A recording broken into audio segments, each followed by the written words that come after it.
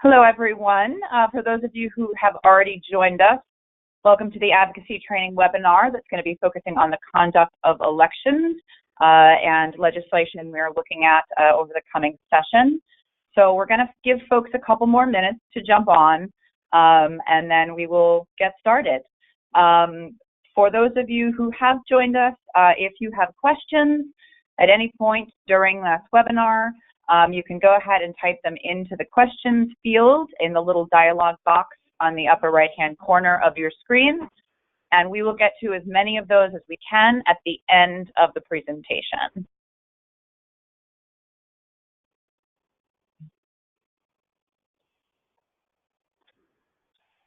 So we're just going to hold tight for a couple more minutes. Thanks, everybody, for your patience.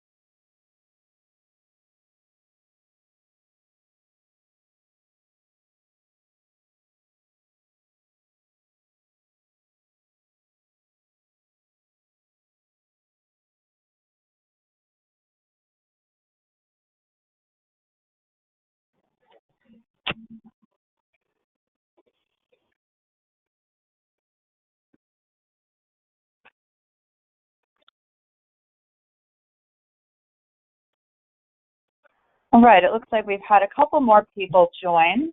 If you're just joining in, welcome to our Advocacy Training webinar on legislation regarding the conduct of elections this legislative session. I'm going to give folks, I think, one more minute because it does look like we're having some people joining as I speak, and then we will jump right into the presentation.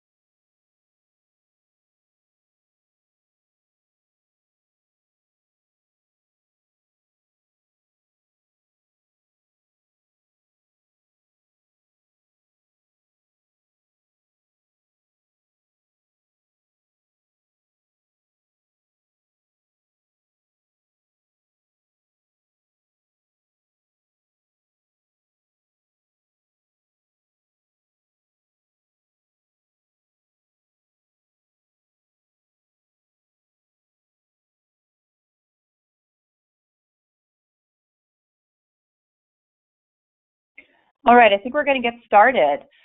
So if you are just joining us, welcome to the League of Women Voters of Maine and Maine Citizens for Clean Elections Advocacy Training webinar on legislation regarding the conduct of elections. We are really glad to have you all here with us today. We're going to go through some important pieces of legislation. There will be time for questions. If you do have questions at any point during the webinar, you are free to just type those right into the questions field in your dialog box on the right. We will get to as many of your questions as we can at the end of the presentation.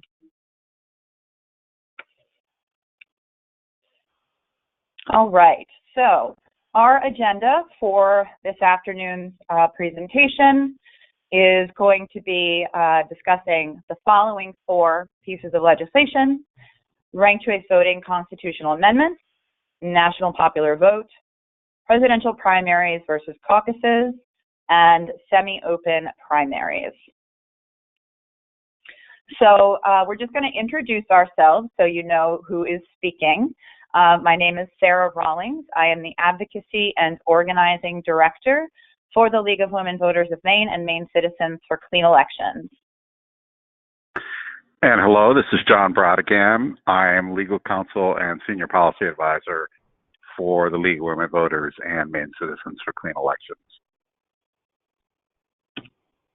Great. I'm going to turn it over to John for the next few slides. So take it away, John. All right. Thank you, Sarah. And thank you, everybody, for being on this webinar. We're going to dig into 4 policy areas here. A little background first.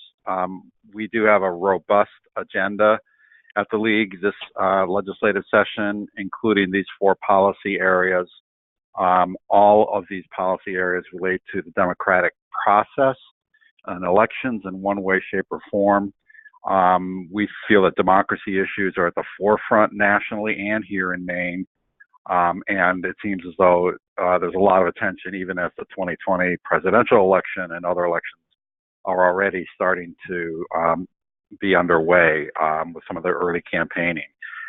So our topics today are all going to focus on the concept of expanding and enhancing our democracy, principles of one person, one vote, strategies for maximizing voter participation, principles of election integrity, and methods of promoting and encouraging high quality campaigns that really mean something to the voters. So as we, this little cartoon here is just a sort of a statement about inequality. We don't really have gerrymandering here in the state, but we do have some issues that seem to imply that some people get to vote more effectively, more powerfully than others, particularly in certain groups of voters and others in the state. So we'll just start with that. Why don't we go to the next slide? If we don't, and let me just say, if we don't get into enough detail, and if we can't answer all your questions, by all means, feel free to contact us after the webinar. Our emails are available to you, and we'll be happy to follow up with you.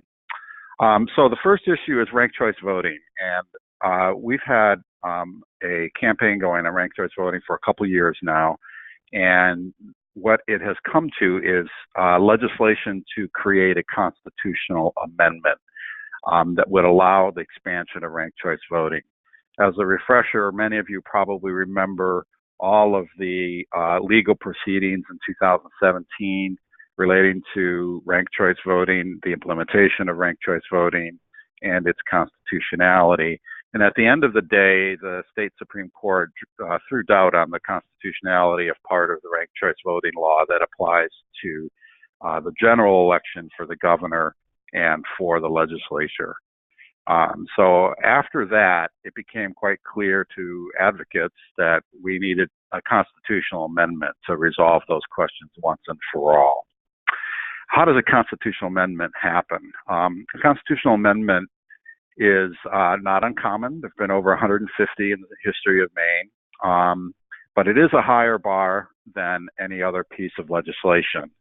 A constitutional amendment, and I think we can go to the next slide, constitutional amendment requires 2/3 of the House and 2/3 of the Senate in support. And so with a partisan divide in the legislature, in both chambers of the legislature, that's about maybe 45 or 40%, 60%.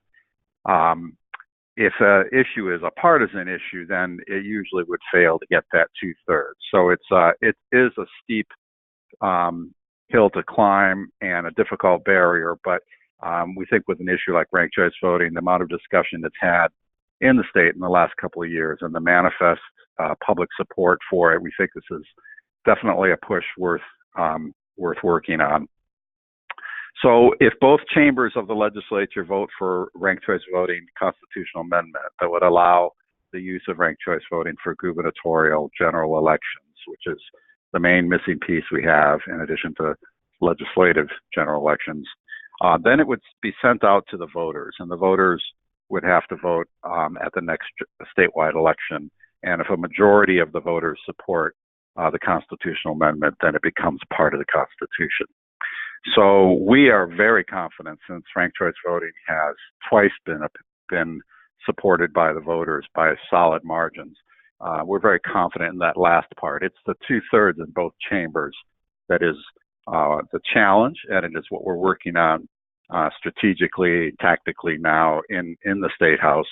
I should mention that there are about 8 bills that shows that a lot of different legislators had the idea of sponsoring one of these constitutional amendment proposals.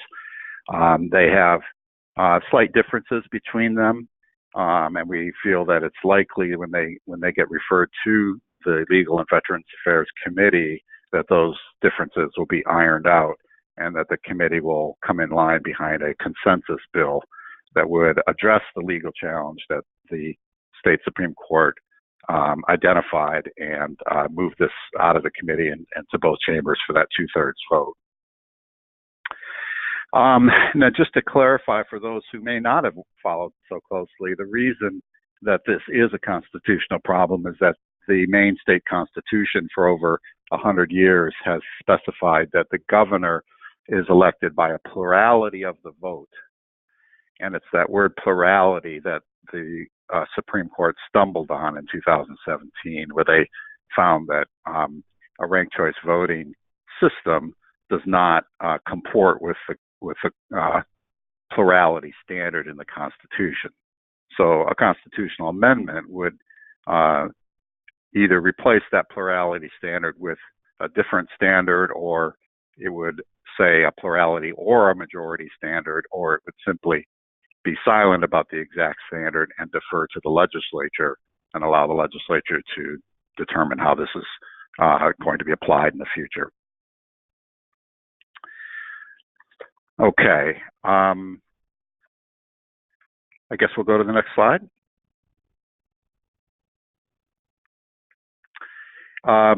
Our next major policy area is with presidential elections, and it has to do with the national popular vote. The national popular vote proposal is a nationwide idea that has been percolating for many years that allows states to change the way that they allocate their electors to the Electoral College.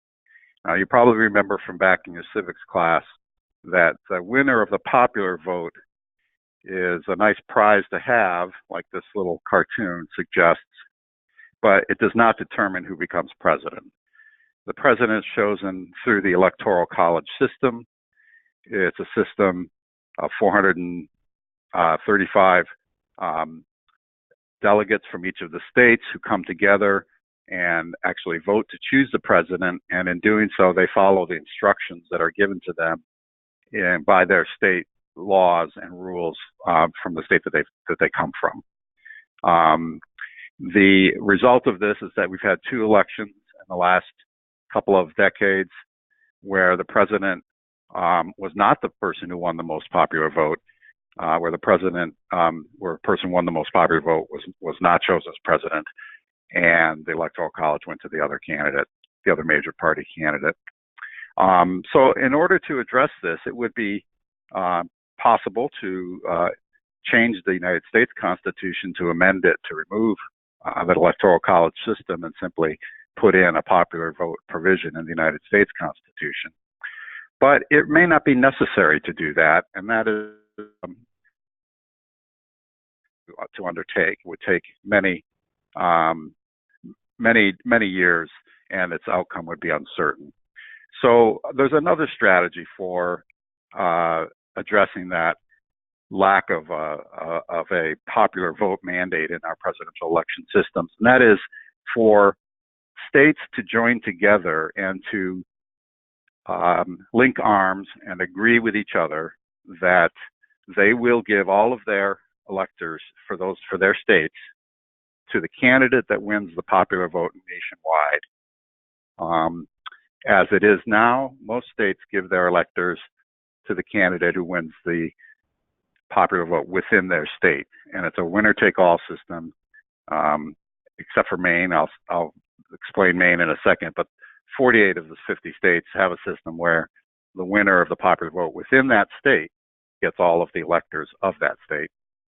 And as a result, this does not necessarily, when you add up all of those electors at the end of the day, it does not necessarily reflect the popular vote, the vote of the individual citizens who have voted, expressed their choice.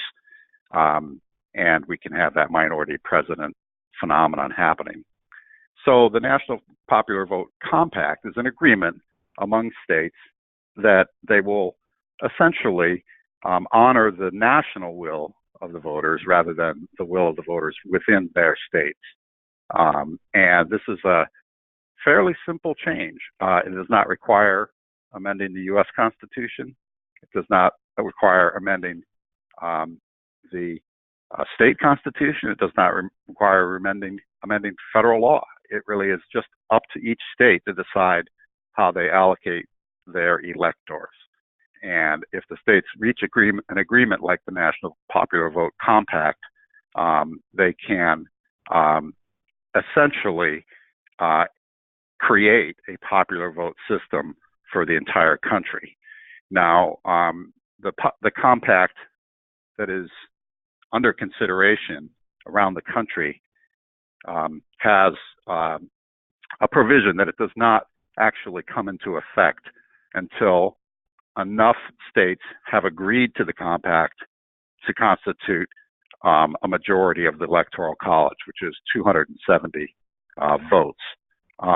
Right now, there are 181 votes that are represented by states that have agreed to the compact, including 9 votes from Colorado, where the governor is about to sign the bill for National Popular Vote Compact. So therefore, there are 89 more electoral votes, or states representing 89 more, that need to sign the compact in order for this to take effect. Thank you. This map shows the status of the compact, which needs to be updated because of Colorado, but this shows the different states, the size of the states, and their status in terms of whether they've agreed to the National Popular Vote Compact or whether they have one chamber of their legislature or the other that has agreed to the National Popular Vote Compact.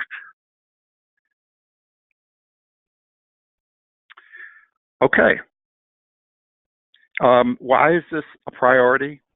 Well, we think that across the country, the Electoral College is poorly understood, and by people who do understand it, there's some frustration. There's a sense that we have the technology and the capability, and maybe more important, we have the heritage and the legacy of one person, one vote. Why do we need the Electoral College as an intervener in between us and the choice of our president? It's an anachronistic, it's a relic from the early days of the Constitution when there was no such thing as a nationwide popular voting.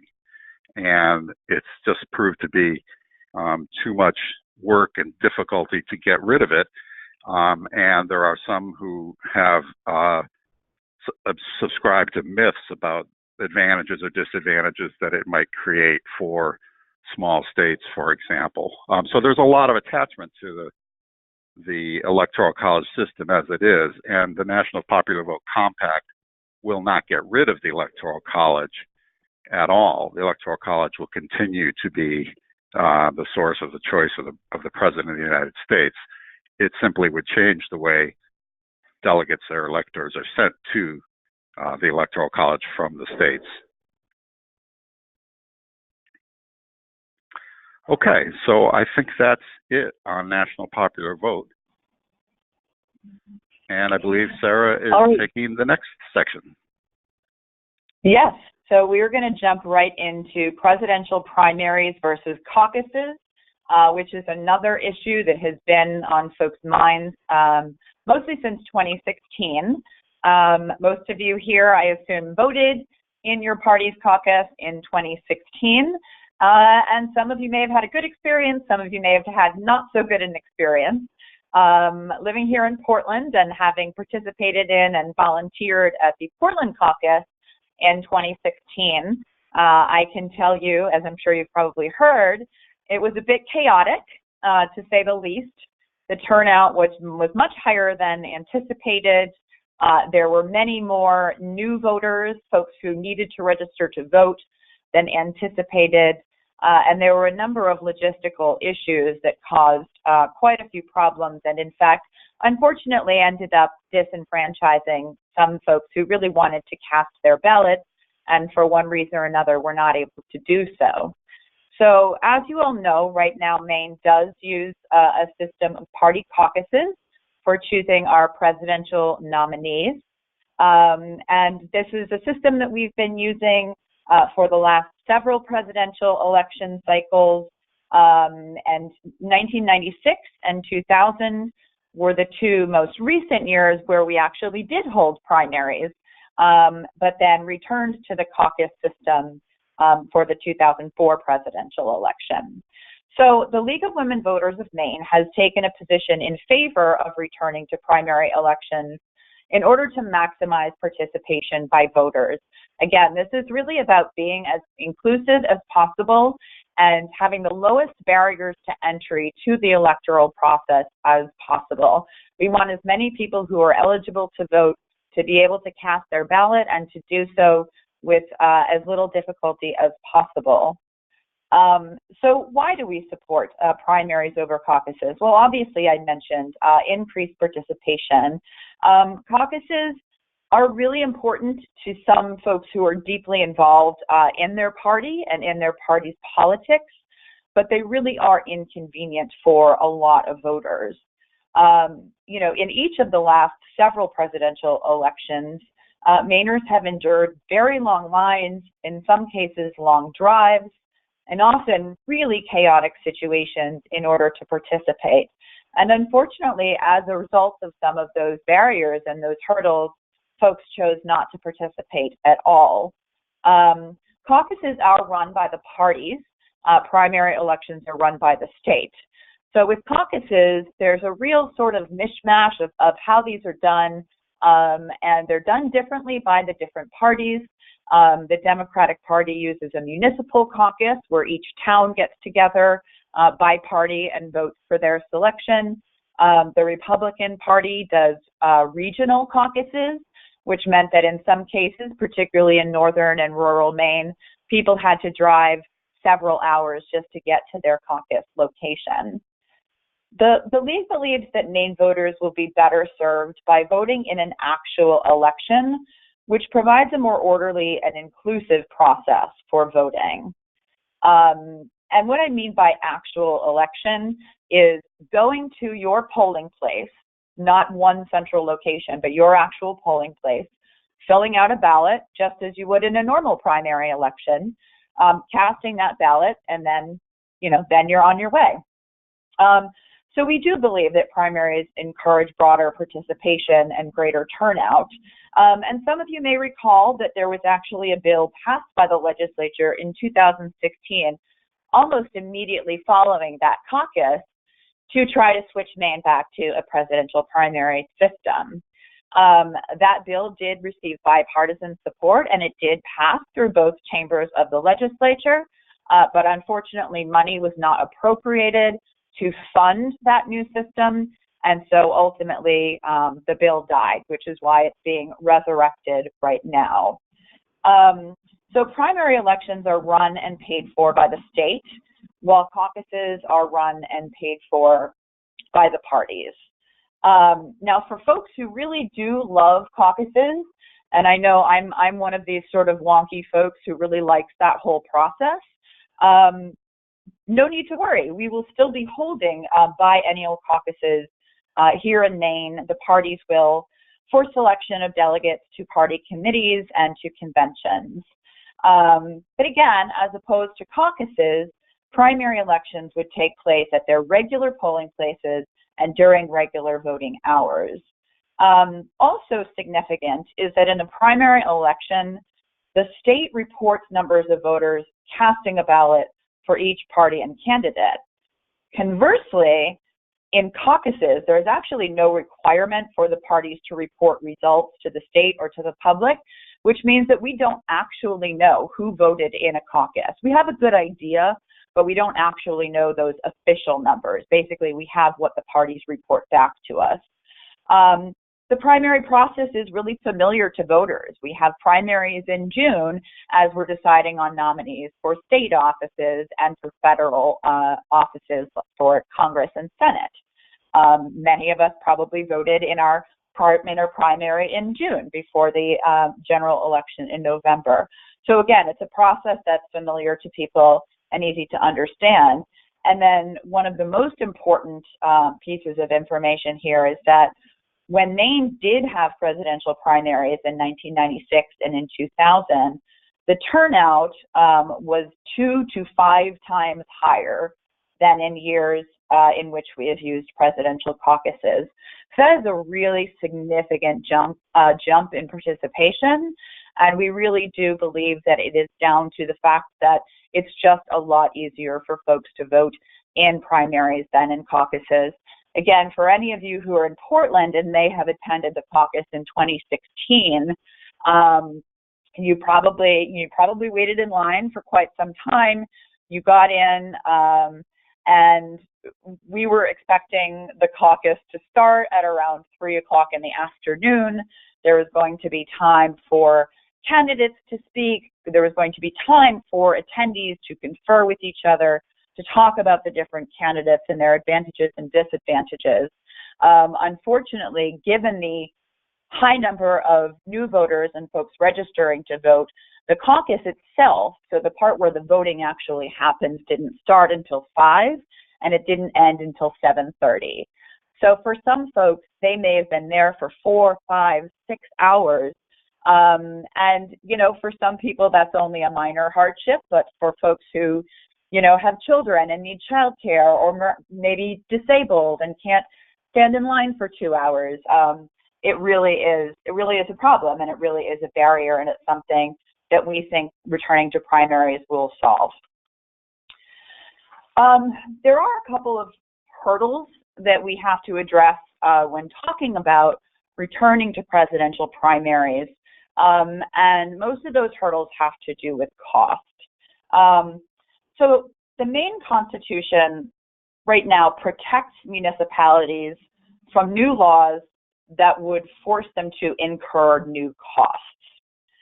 So laws that are in that category, mandates, which this would be, must have 2/3 support in the legislature. So much like what is needed to pass a constitutional amendment, there is that higher bar of support that is needed in the legislature to pass this type of mandate, or else the legislature must then send money to the towns to cover the cost. So either the municipalities are required to carry that cost, or the legislature essentially sends them money to hold those primaries. So moving from a caucus to a primary will increase costs to the municipalities, since they will be conducting the elections, whereas a caucus is conducted by the political parties and mostly funded by the parties. And so we recognize the fact that funding does present a potential hurdle to overcome, but we believe because the goal of this bill is to increase voter participation, that the benefits to making this change outweigh the costs. John, did you have anything to add here? No, I think that was great. I'm happy to get into more detail on the mandate question if anybody is interested at the end of the webinar. Okay, great. So if you do have questions, and I see some coming in, feel free to type them up. And again, we'll respond to as many as we can at the end of the webinar. So now I'm going to move ahead to semi-open primaries. There was a lot of talk, again, in the 2016 election cycle about open primaries, closed primaries, semi-open primaries, what states did what was the most fair, what was the most inclusive. Some states, like Maine, have entirely closed primaries or caucuses. Others have semi-open primaries, and I'll go into what that means. And some have fully open primaries, which of course means that anybody can vote for any candidate of any party. when they go to vote in the primary. So the League of Women Voters believes that primary elections should encourage broad voter participation, as we've talked about with the last issue. And we also believe that all voters should have the opportunity to participate in the primary election of their choice. We feel that that's a really important, something that's really important for Maine voters. So to talk a little bit about why we support semi-open primaries and what those actually are, data provided by the Secretary of State's office has indicated that somewhere around 38% of Maine voters are registered as unenrolled. Now, of course, in Maine, unenrolled is what folks are often referred to as independent voters in other states. So Maine doesn't have an independent party per se. If you are not registered with an official party, you are considered unenrolled. And in fact, this is a larger percentage of voters than either registered Republicans or Democrats in the state, representing, again, more than 1/3 of the electorate here in Maine. So currently, unenrolled voters in Maine are able to vote in party primaries by registering with that party, either ahead of time or on election day. But again, in order for an unenrolled voter to vote with that party, you have to register with that party. You then need to maintain registration with that party for 3 months following the election before you can then switch back to unenrolled or to a different party. So what semi-open primaries would do would allow these unenrolled voters to participate in the party primary of their choosing without having to enroll in that party. So what that means is that if I'm an unenrolled voter, I can go to the polls on primary day and I can choose right there and then whether or not I want to vote for the Democratic Party, the Republican Party, or any other qualified party that might be on the ballot. Green Party is another qualified party in Maine right now. And in fact, the Green Party does currently allow unenrolled voters to vote Green without having to register with that party affiliation. But the Democratic and the Republican parties do not currently allow unenrolled voters to vote in those primaries without changing their registration. So some folks will say, well, is this really necessary? I mean, is this a really substantive change from where we are now? I mean, unenrolled voters can go to the polls now, register with a party, and vote. And while that's true, for a lot of people, it's important to them to be unenrolled or to be independent. There are folks who don't feel like their values necessarily align with one party or another on every issue, and they prefer to maintain some neutrality. And so this sort of helps to knock down that psychological barrier that folks might have about actually enrolling in a party when, frankly speaking, they're not sure if they want to identify with that party, but maybe they want to vote for that party's candidate. One thing that a semi-open primary would not allow, and this is a concern we've heard voiced from other people, it would not allow an unenrolled voter to vote in multiple parties for that one election. So you as an unenrolled voter could not go into a primary, vote for a Democrat and a Republican. You would select one party's ballot and vote for candidates in that party.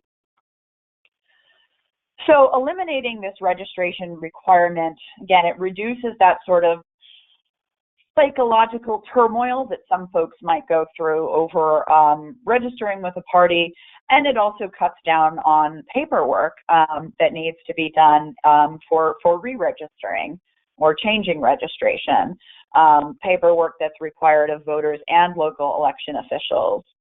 And it is really possible that some people who have resisted party registration will be more inclined to vote in primaries that don't require them to register with a party. As I said, and again, this is really important to remember, semi-open primaries would not allow voters registered or Democrats, I'm sorry, I didn't mention this, would not allow voters registered as Democrats or Republicans to vote in the other party's primary without first changing their party designation. And that needs to happen 2 weeks before the election. So if you are a Democrat, you want to switch to Republican, or Republican, you want to switch to Democrat, that has to happen no later than 2 weeks before an election. So if you are registered with a party, you cannot go on election day and vote in another party's primary. Again, this only applies to unenrolled or currently unenrolled voters.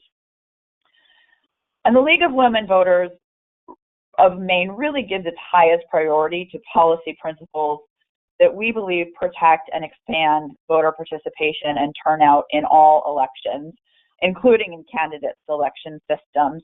And we've heard a lot of criticism in the wake of the 2016 election from people feeling like they were disenfranchised by virtue of being independent or not necessarily aligning with one party or another. But at the same time, there are a lot of party faithful folks who don't believe that unenrolled voters should be allowed to, to go in and vote for one party or another. So there is some tension around this.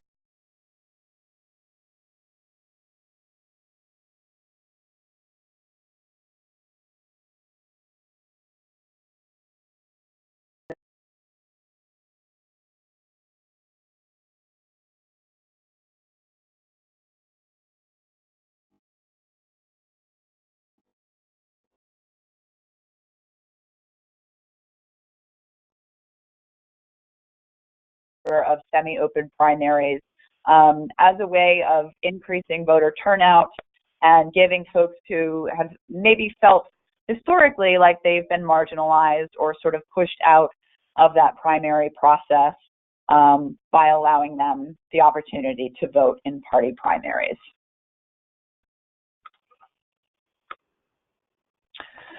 So that pretty much takes care of most of the content of this webinar.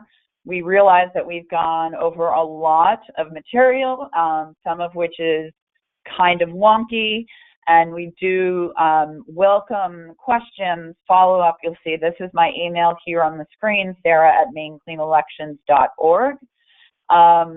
This webinar and our whole series of webinars will be available to watch on Maine Citizens for Clean Elections YouTube channel.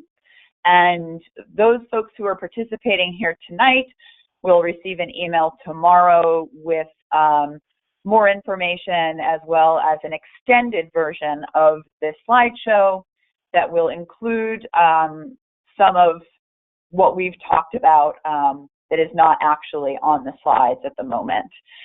So before I get into your questions, I just wanted to mention a couple of things. So the National Popular Vote Interstate Compact, the bill that is being heard is LD 816. I think most of you know at this point that LD stands for legislative document. Every bill gets an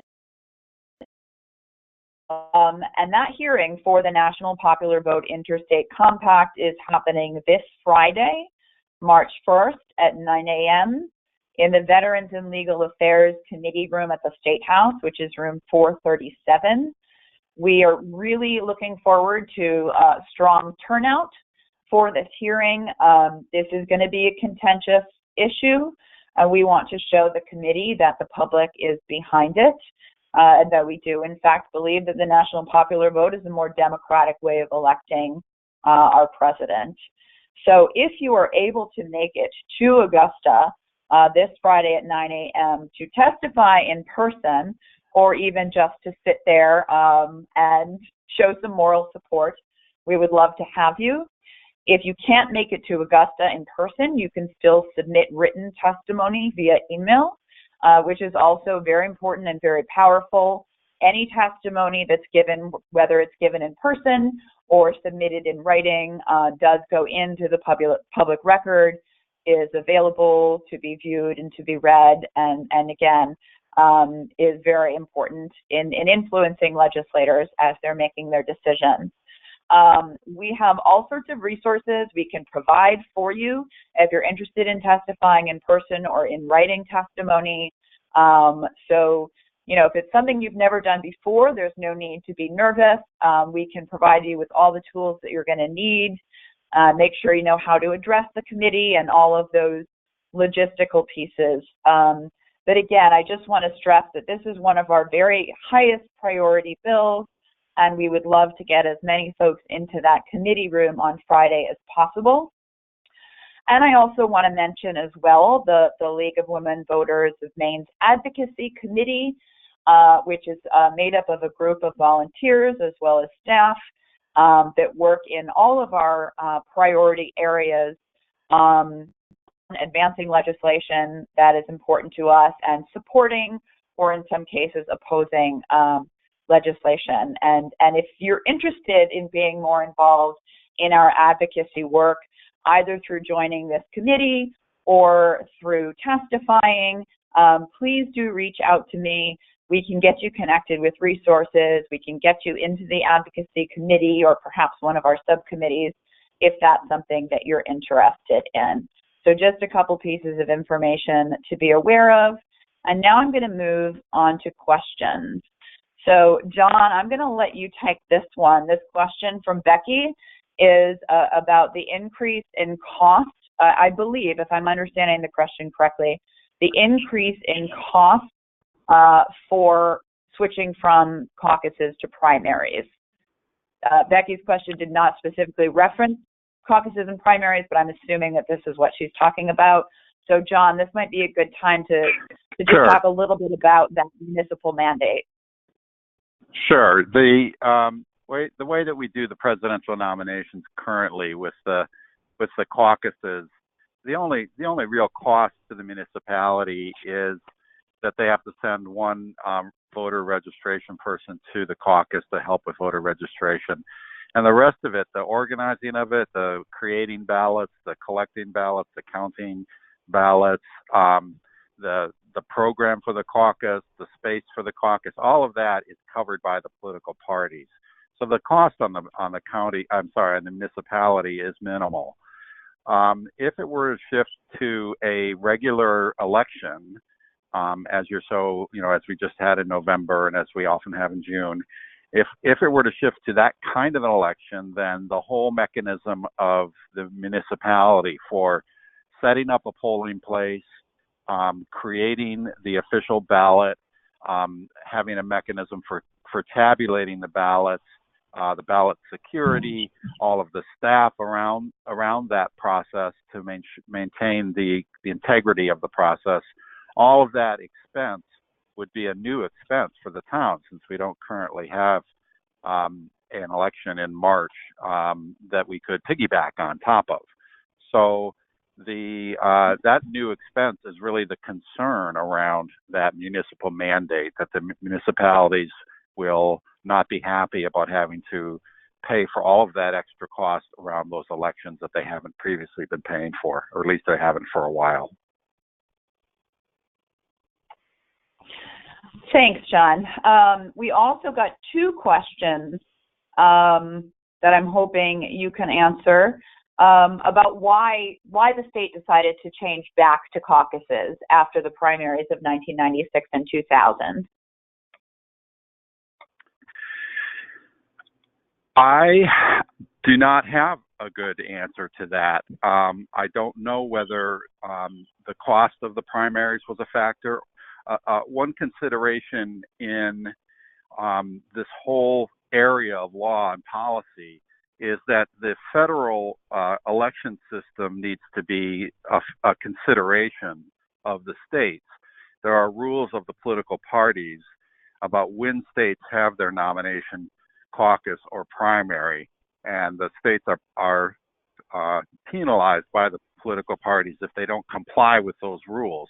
So the date and the timing of the elections is something that there's a constraint on that from the political parties within the state, and it could just be that the timing that there were changes in the timing requirements federally that had an impact on the state. I'm not completely sure of that answer, and maybe we will do a little bit more research on that and find a way to post a better answer. Great, thanks. I just wanted to make a quick correction to something I said earlier. when I was talking about primaries and elections, if you want to change your party registration, so if you are a Democrat and want to switch to Republican or vice versa, it is actually 15 days ahead of the election, not 2 weeks. Just a minor correction there, but 15 days, not 14. Got another question here from Samuel, asking about the LD numbers of the competing RSCB constitutional amendment bills. John, correct me if I'm wrong, but do we still not have LD numbers for any of those bills?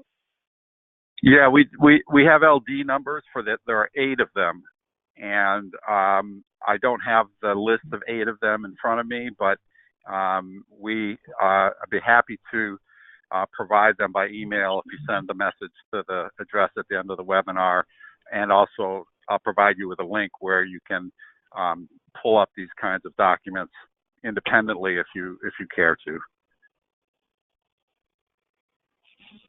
Great, thank you. So another question here from Jan. The most frequent objection I hear to the National Popular Vote Compact is that Maine, a small state, would lose influence. John, what is the best way to answer that objection? Well, the best way maybe to answer that objection is that in the presidential campaign that just concluded, there was almost no attention paid to Maine. The amount of money is one indicator of what was the candidates viewed was the importance of paying attention to Maine, and the records show that only $135,000 out of all of the money spent by all of the presidential campaigns was spent in Maine. So the current system is focusing attention on a handful of battleground states where a lot of electoral votes are in play and where the candidates have a chance to shift the outcome because those electoral votes matter more, and it's not the individual voters that they're pursuing, it's the electoral votes that they're pursuing. With the shift to a national popular vote, every single vote of every single voter in the country counts equally, and each state would get the amount of attention that it deserves based on its size and its population, which we think is the right approach as a policy matter. Thanks, John. I have another question here from Becky, and I want to make sure I'm understanding correctly. So she says maybe some towns could have it be held at the same time as town meetings. I'm assuming, Becky, again, that you're referring to primaries versus caucuses, but I could be wrong. My understanding is that primary elections would all have to take place on the same day in Maine. So towns would not be able to, piggyback a primary off of another event or meeting. Is that correct, John? Yes, that is correct, Sarah. Each town is in control of its own election, but it can't choose its own date. And there are many towns that don't have a town meeting to piggyback off of, and the town meeting schedule may not work for towns to also conduct the primary election. And, more fundamentally, again, the town meeting is a place where, many people like to come to the town meeting, but as a matter of the numbers, the sheer number of voters who come to a primary would be far greater than the number who come to town meetings across the state. Thanks, John. Well, that appears to be the end of the questions. So if nobody else is typing in anything right now, I'll just give it a few more seconds. I think we will probably end the webinar here. Again, I know we've presented a lot of material, some of which is very wonky, and we are happy to talk with you further about anything that wasn't clear. We're also happy to follow up on some of these questions that popped up, for example, why the state switched back to caucuses after 2000, and we will try and find some more information about those various competing RCV constitutional amendment bills. So again, I want to thank you all so much for joining us today. I want to thank my co-presenter, John, and we look forward to you joining us for our next webinar. Thanks everybody so much. Have a great day.